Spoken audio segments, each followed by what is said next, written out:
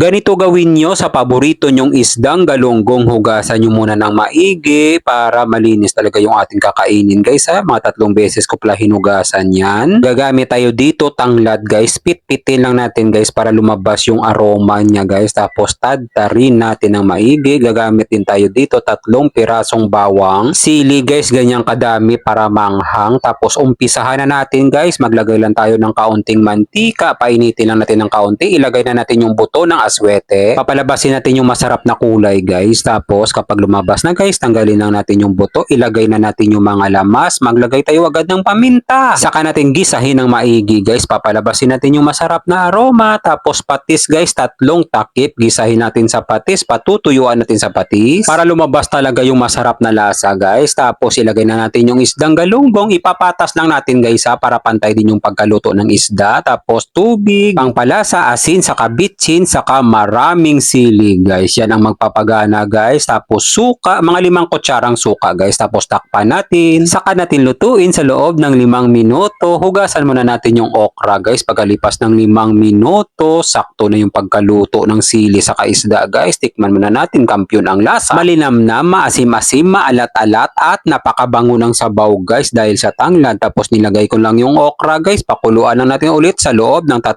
minuto. Usok pa lang ulam na, napakabango naman talaga. Kulay pa lang guys, nakakatakam yung ganyang paksiw guys. So naku, 1 hektaryang kanin talaga ang mauubos mo. God, maraming salamat po sa biyaya na binibigay mo sa araw-araw. I-bless nyo po yung food na magiging silbing lakas sa katawan namin. Amen. Kain tayo guys, kain Pinas. Sarap niyan guys.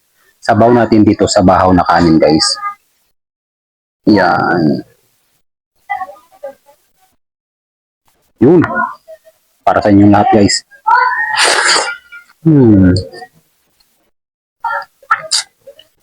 Napakabango ng sabaw. Sarap guys ha. Wow.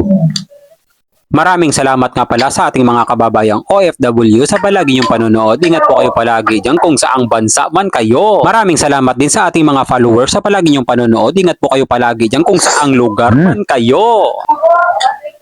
Sabaw ba tayo?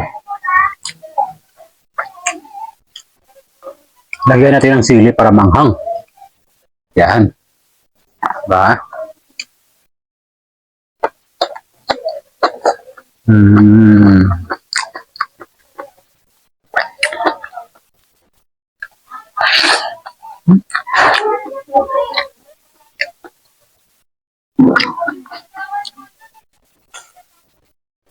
Try nyo to guys ha. Walang kalansa-lansa.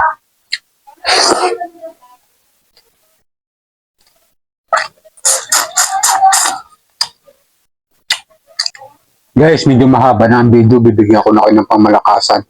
Perfect bite guys, pang commercial. Ito guys oh. Isdang galunggong guys.